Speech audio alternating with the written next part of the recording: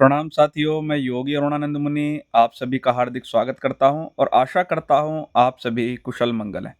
साथियों, आज का वीडियो बहुत ही इंटरेस्टिंग है। इस वीडियो में आप जानेंगे कि किस प्रकार से आप अपने ब्रेन के सेल्स को रीजनरेट कर सकते हैं, दोबारा से क्रिएट कर सकते हैं।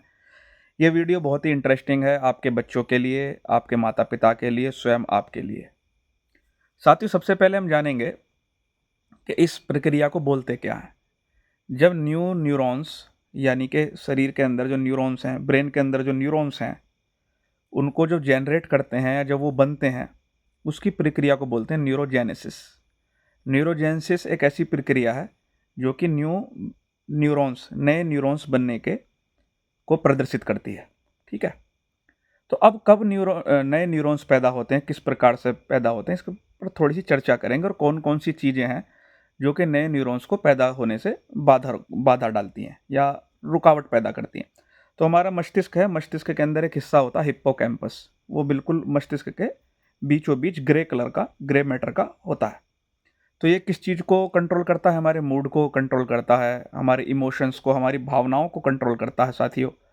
और मेमोरी को, हमारी याद शक्ति को कंट्रोल करता है हिप्पोकैम्पस। तो एक दिन में लगभग 700 नए न्यूरॉन्स ये जनरेट करता है। प्राकृतिक रूप से लगभग 700 नए न्यूरॉन्स इसके अंदर क्रिएट होते हैं या बनते हैं, निर्माण होता है 700 न्यूरॉन्स का। अब कौन कौन सी अवस्था में इसका निर्माण रुक जाता है?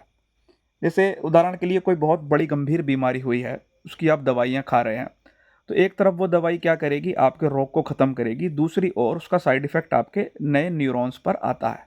जैसे कैंसर में आप कोई दवाई खाते हैं तो आपकी बॉडी के वो कैंसर सेल्स को तो डैमेज करती है, साथ में हिप्पोकैम्पस पर भी उसका असर जाता है और नए न्यूरॉन्स का निर्माण रुक जाता है, यानी इसका साइड इफ़ेक्ट आता है। तो कौन कौन सी चीज़ें नए न्यूरॉन्स में रुकावट पैदा करती हैं? पहली चीज़, नींद की कमी।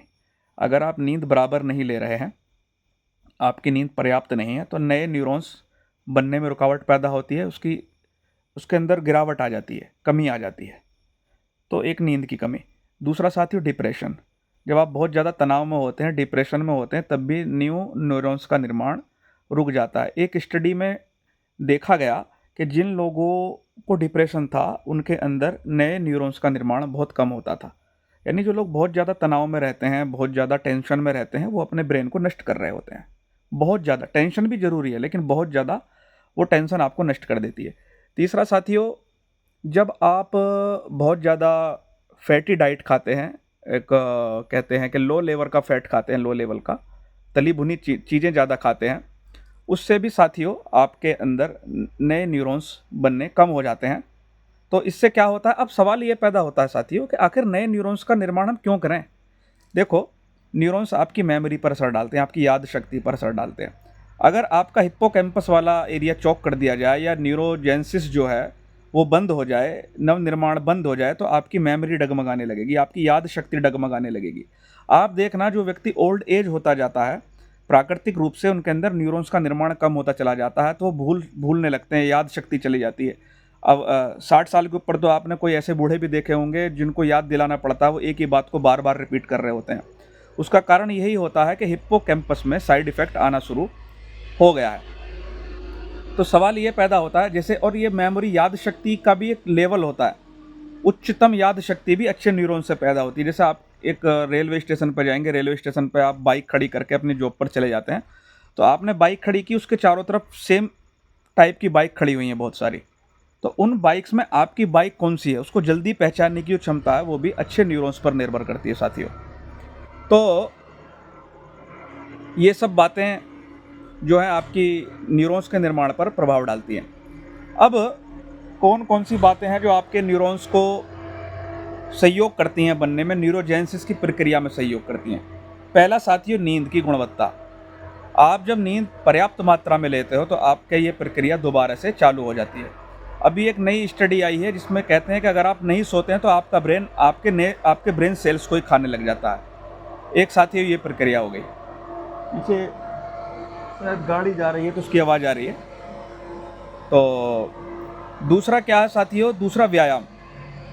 एक स्टडी में देखा गया, एक पिंजरे में चूहे बंद कर दिए गए और जो चूहे गति नहीं करते थे, जो चूहे मूवमेंट नहीं करते थे, उनके अंदर न्यूरोजेनेसिस की प्रक्रिया कम थी, यानी कि उनके अंदर नए ब्रेन सेल्स का निर्माण नहीं था। वहीं जो चूहे दौड़ते थे उनके अंदर न्यू ब्रेन सेल्स जनरेट होते थे, यानी कि धीमी गति से चलना, कोई ना कोई व्यायाम करना, शरीर को गतिशील रखना, साथियों आपके न्यू ब्रेन सेल्स को जनरेट करता है। इसलिए कहा जाता है कि अच्छे शरीर में अच्छा मस्तिष्क निवास करता है और अच्छा शरीर आपका व्यायाम से रहता है। जब आप शरीर को गति देते हैं तो रक्त का फ्लो बराबर बना रहता है। रक्त का फ्लो बराबर बना रहने से आपका ब्रेन अच्छे से काम करता है। तीसरा, आपका भोजन। आपका भोजन बहुत ज़्यादा इस चीज़ को प्रभावित करता है। साथियों अगर आप बहुत ज़्यादा बिना भूख के भोजन करते हैं तो भी आपका न्यूरोजेनेसिस काम करना बंद कर देता है। फैटी फूड खाते हैं, गलत फूड खाते हैं, ज़्यादा मात्रा में ड्रिंक करते हैं तो भी न्यूरॉन्स बनने बंद हो जाते हैं। तो इसमें आयुर्वेद ने क्या कहा? आयुर्वेद ने कहा, और हमारे गुरु महाराज श्री शिव मुनि जी ने तो एक स्थान पर लिखा, बिना भूख के भोजन मत करो। कोई ज़्यादा दिमाग लगाने की ज़रूरत नहीं है। एक भोजन से दूसरे भोजन के बीच में जब तक भूख ना लगे तब तक भोजन मत करो, यथाशक्ति अगर संभव है तो जब आप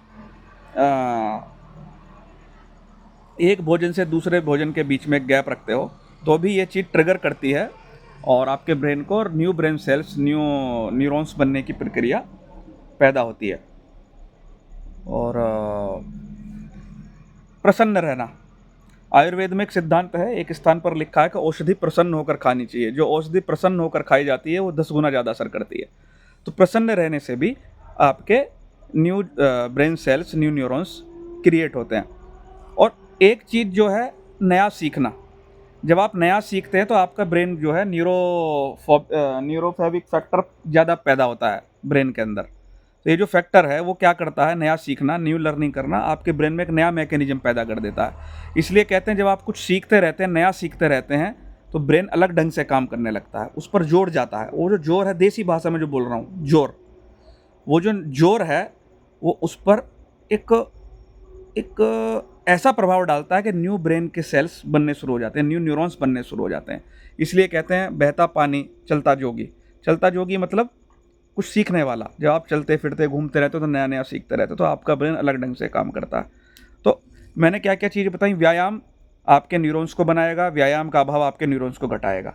अच्छी डाइट आपके न्यूरॉन्स को बनाएगी, गलत डाइट आपके न्यूरॉन्स को ख़त्म करेगी। नींद की गुणवत्ता आपके न्यूरॉन्स को प्रभावित करेगी। अच्छी नींद ले रहे हैं तो न्यू न्यूरॉन्स का निर्माण होगा, नहीं ले रहे हैं तो आपका ब्रेन डैमेज होगा।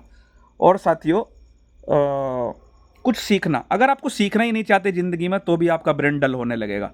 इसलिए जो पढ़ाई है, कुछ भी नया पढ़ना, कुछ भी नई लर्निंग करना। उदाहरण के लिए आप पेंटिंग, जब आप पेंटिंग करोगे तो दिमाग लगाओगे यार ये कैसे बनेगा, तो ये कैसे बनेगा जो एक सिस्टम है वो आपके ब्रेन को रिस्ट्रक्चराइज करेगा, नए सिरे से निर्माण करेगा। तो ये चीज़ें आपको बनाती हैं साथियों। और प्राणायाम करने से ब्रेन के अंदर शुद्धि होती है, पर्याप्त मात्रा में ऑक्सीजन पहुंचती है और जो वैक्यूम पैदा होता है, आकाश तत्व पैदा होता है, वो एक नव निर्माण में सहयोगी होता है।